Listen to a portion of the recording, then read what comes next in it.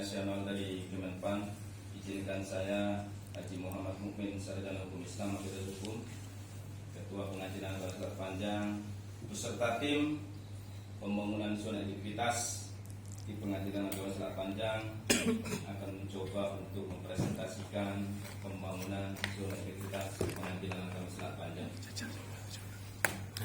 Tapi sebelumnya mari sama-sama kita lakukan yel-yel terlebih dahulu. Apa kabar PH Selat Panjang? Pagi, luar biasa. Satu untuk semua. Semua untuk satu. Semua untuk satu. Satu untuk semua. Makar Agung Unggul. Badilat Excellent. PT Akan Baru Maju. Pengadilan Agama Selat Panjang. No korupsi, tolak gratifikasi. Yes. Terima kasih. Bahwa Pengadilan Agama Selat Panjang telah melakukan pembangunan zona integritas dari tahun 2019.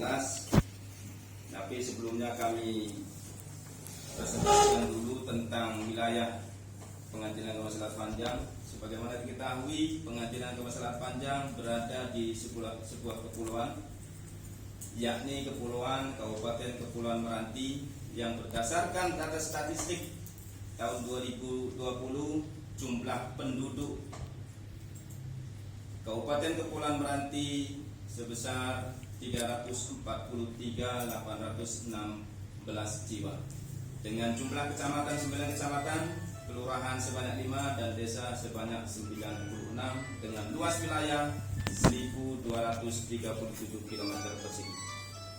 Dan keadaan perkara Pengadilan Agama Selat Panjang dari Januari sampai September 2021 adalah sebagai berikut. Sisa perkara di tahun 2020 ada 1 perkara, dan perkara yang diterima per September 2021 sebanyak 534 perkara, perkara yang diputus sebanyak 516 perkara, dan perkara sisa yang belum terselesaikan sebanyak 19 perkara. Sementara komposisi SDM di Pengadilan Agama Selat Panjang: ketua 1 orang, wakil ketua 1 orang, hakim 2 orang, kepaniteraan 4 orang, sekretariatan 4 orang, CPNS 2 orang, dan PPNPN sejumlah 14 orang. Jadi secara keseluruhan semua berjumlah 28 orang. Inilah strategi pembangunan zona integritas di Pengadilan Agama Selat Panjang. Ada 5 strategi. Yang pertama adalah komitmen pimpinan dan seluruh pegawai, kemudahan pelayanan, inovasi pelayanan, monitoring dan evaluasi, juga manajemen media. Pada area 1, manajemen perubahan, Pengadilan Agama Selat Panjang telah berupaya untuk melakukan perubahan pola pikir, mindset, dan budaya kerja kultur set dengan pencanangan pembangunan zona integritas pada bulan Maret 2019 yang dilanjutkan dengan rapat tim kerja dan pembentukan role model serta agen perubahan. Juga di dalamnya ada pembahasan fakta integritas, apel Senin pagi, apel Jumat sore, briefing PTSP, Monday meeting, survei monet setiap hari Jumat, tausiah setiap hari Kamis sore, ada juga senam gotong royong atau Jumat bersih, dan juga ada inovasi EPPS yang di dalamnya untuk evaluasi petugas PTSP. Ada juga budaya kerja kami 5R dan 5S serta budaya melayani yang ada di Pengadilan Agama Selat Panjang. Itu semua dilakukan karena pola pikir dan budaya kerja yang dulu masih sangat rendah. Jadi semuanya bertujuan untuk memberikan pelayanan yang prima dan mencegah korupsi di Pengadilan Agama Selat Panjang. Pada area 2, penataan tata laksana, Pengadilan Agama Selat Panjang telah melakukan penataan tata laksana dengan pembuatan SOP serta review dan revisi SOP. Dan hasilnya ada penambahan di SOP kesekretariatan, yakni 1 SOP yang tadinya 32 menjadi 33, dan SOP kepaniteraan yang tadinya 67 menjadi 73 SOP. Di samping itu juga kami melakukan dengan e-office, di antaranya dengan e-code, SIPP, Kinsatker, SIMAK PNN, PMN, dan SAIBA, serta pendukung SBP, inovasi kapabel, Asia, pasti itulah yang kami lakukan untuk mendukung itu semua. Ada kami melakukan juga keterbukaan informasi publik yang awalnya hanya website yang kami gunakan, sekarang kami tambah dengan sosial media yang lain, di antaranya Facebook, Instagram, Twitter, brosur, TV media, juga ada PA Selva TV.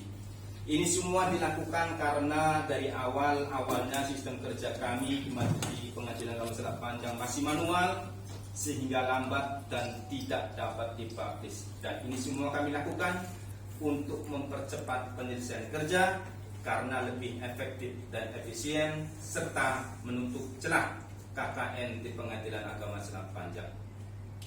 Upaya PA Selat Panjang melakukan penataan sistem manajemen SDM yang ada di area 3, yaitu dengan rapat kebutuhan pegawai, seleksi penerimaan PPNPN, rapat mutasi internal melalui Baperjakat, pengembangan SDM yang berbasis kompetensi dengan melakukan pembaruan di dalam aplikasi Sikap, juga mengadakan Diklat dan Bimtek, serta training service excellent yang bekerja sama dengan BRI. Juga kami memberikan reward setiap 6 bulan sekali. Ini dilakukan karena kami menyadari dulu kualitas SDM kami masih rendah. Dan juga sebelum ZI, SDM belum berintegritas dan belum profesional. Tapi sekarang kami terus melakukan perubahan, di antaranya juga dengan pembinaan, mengikuti pembinaan kode etik yang diadakan oleh Fadilah, pembinaan integritas yang diadakan oleh PTA Pekanbaru, pembinaan mental setiap apel Senin pagi dan Jumat sore, serta tausiah di hari Kamis sore, juga membuat peta jabatan, perjanjian kinerja, analisis beban kerja, dan penilaian SKP yang setiap bulan sekali sudah rutin kami lakukan. Ini semua tentunya untuk meningkatkan integritas dan profesionalisme pegawai Pengadilan Agama Selat Panjang, sekaligus untuk mencegah terjadinya pungli. Pada area 4, penguatan akuntabilitas, Pengadilan Agama Selat Panjang telah melakukan berbagai upaya untuk menguatkan akuntabilitas yang ada di Pengadilan Agama Selat Panjang. Sebelumnya, pimpinan belum terlalu terlibat di dalam pengelolaan akuntabilitas.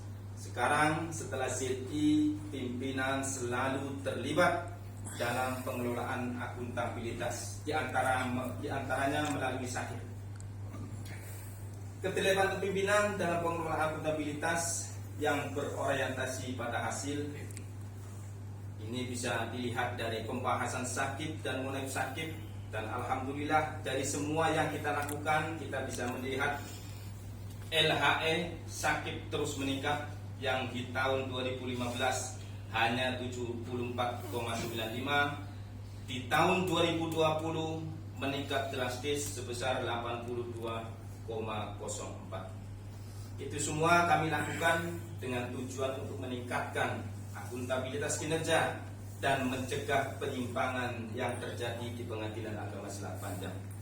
Pada area 5, penguatan pengawasan ini terus dilakukan oleh Pengadilan Agama Selat Panjang karena pada awalnya belum ada batasan terhadap akses pelayanan dan monitoring.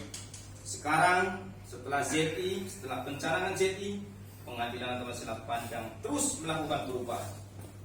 Program pengendalian gratifikasi, di antaranya dengan pemasangan CCTV di beberapa titik, juga pemasangan banner, ada aplikasi kitab yang ada kitab kartu identitas pengunjung dan e-tamu. Aplikasi e-tamu yang ada di aplikasi Edarsono, juga menyetel audio gratifikasi 2 jam sekali, serta membagi parkir pegawai dan pengunjung secara terpisah sehingga tidak bersentuhan ada pengunjung dengan pegawai di Pengadilan Agama Selat Panjang. Ada juga kami mengadakan ruang tamu terbuka dan sarana pengaduan bagi para pengunjung yang merasa kurang puas dengan pelayanan yang ada di Pengadilan Agama Selat Panjang.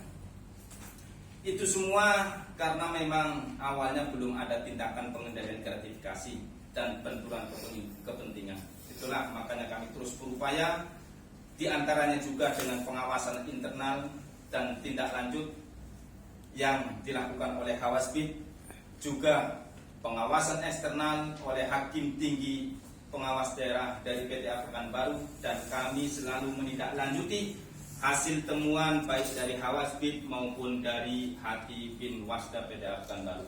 Ada juga sistem pengendalian internal pemerintah mitigasi risiko COVID-19, karena kita tahu 2 tahun terakhir ini kita sedang dilanda COVID-19, dan kami juga telah melakukan mitigasi risiko berkaitan dengan COVID-19 ini.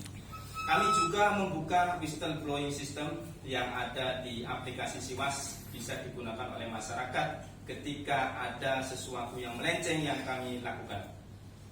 Di samping juga ada laporan penanganan benturan kepentingan yang dilakukan setiap 6 bulan sekali, dan laporan LHKPN serta LHKSN yang dilaporkan setiap tahun sekali, dan alhamdulillah 100% kami sudah melakukannya.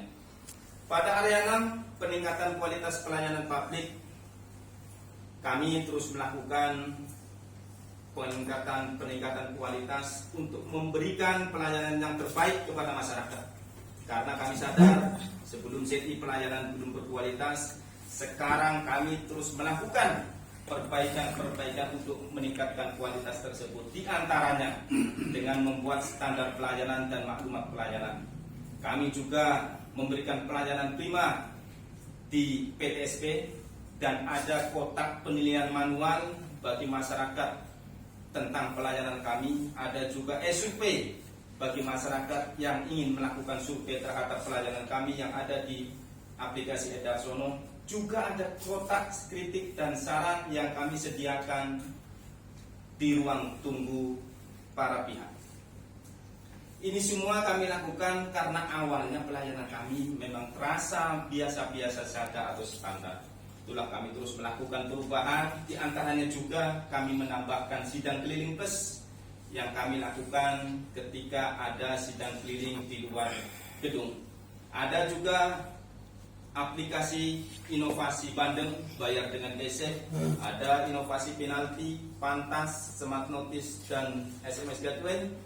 Ada juga inovasi kami berupa pojok angin, masyarakat bisa datang ketika ban motornya atau ban mobilnya kempes, bisa datang ke situ untuk menambah angin karena di sini jauh dari bengkel yang ada. Ada juga pojok refleksi yang bisa dipakai oleh masyarakat untuk sekedar meringankan karena perjalanan jauh mungkin capek, bisalah sedikit melemaskan badan di situ. Juga kami ada inovasi tanjak, transportasi jemput antar keadilan. Ini bisa dipakai masyarakat yang kesusahan, yang datang dari kepulauan tidak bisa membawa kendaraan, bisa meminta kepada kami, dan kami akan mengirimkan petugas untuk menjemput pihak tersebut. Sebelum ZI, survei IPKP dan IPAK hanya sebatas formalitas yang dilakukan setiap 2 tahun sekali, dan hasilnya juga belum pernah dilakukan monef serta tidak pernah dipublish. Tapi sekarang setelah ZI, survei IPKP dan IPAK rutin dilakukan 3 bulan sekali, dan hasilnya selalu dimonitoring dan dievaluasi serta dipublish melalui website dan sosial media yang lain. Inilah bukti nyata tentang survei IPKP dan IPAK yang ada di Pengadilan Agama Selat Panjang. Ada beberapa inovasi yang kami lakukan untuk mendukung semua yang kami lakukan di Pengadilan Agama Selat Panjang. Ada 8 inovasi yang berbasis aplikasi, yakni Capable, kalkulator penghitung banjar biaya elektronik, SMS Gateway, dan Smart Notice yang memberikan informasi kepada para pihak tentang perjalanan perkaranya yang telah didaftarkan. Juga ada siap dan pasti yang bisa dipakai oleh masyarakat ketika akan datang untuk mendaftar ataupun akan bersidang, bisa mengantri lewat dari rumah, tidak perlu datang ke sini. Ini yang bisa dilakukan karena kesadaran kami tentang adanya COVID, sehingga kami membatasi untuk masyarakat biar tidak berkerumun di dalam satu ruangan. Ada aplikasi pendukung SIPP, ada aplikasi Edarsono, dan ada aplikasi EPPS, penilaian personal elektronik. Selain aplikasi yang berbasis inovasi yang berbasis aplikasi, juga ada inovasi yang berbasis non aplikasi. Di antaranya Sidang Keliling Plus, Pojok Angin, Pojok Refleksi, Paradis, Priority Sheet, Kartika, Penanda, Penalti, Penghadang, Bandeng, Charging Station, Mineral Water dan WiFi gratis, Safety Box, Kitab, Pantas, Nacita, TV Media, PA Silva, dan Tanjak Transportasi Jemput Antar Keadilan. Ini semua inovasi yang kami lakukan untuk memberikan pelayanan yang lebih baik kepada masyarakat. Dari semua yang telah kami lakukan, inilah hasil yang kami peroleh. Penghargaan-penghargaan yang didapat oleh kami, diantaranya juara 1 pengelolaan rekonsiliasi keuangan, juara 1 rekonsiliasi UAKPA semester 1, juara 1 LPJ Bendahara Pengeluaran, juara 1 IKPA DIPA 04, juara 1 IKPA semester 1, juara 1 evaluasi sakit, juara 1 ABS zona 3, juara 1 Simpot, juara 1 penataan usaha BMN, penata usahaan BMN, dan juara 4 nasional penanganan perkara di SIPP.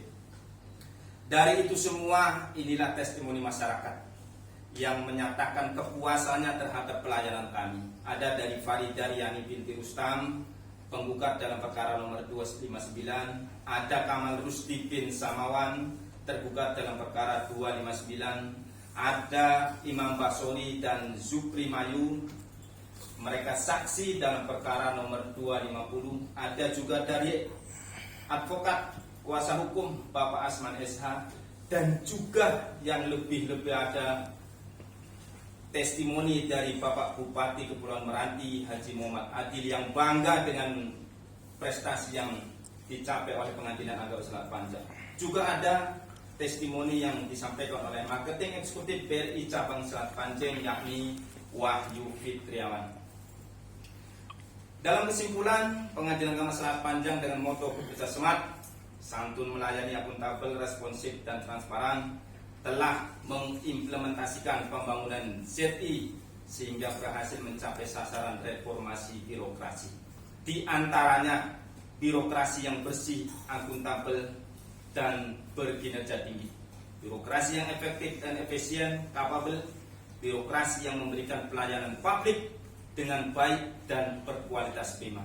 Atas capaian di atas, maka saya rasa sudah selayaknya Pengadilan Agama Selat Panjang meraih predikat wilayah bebas dari korupsi.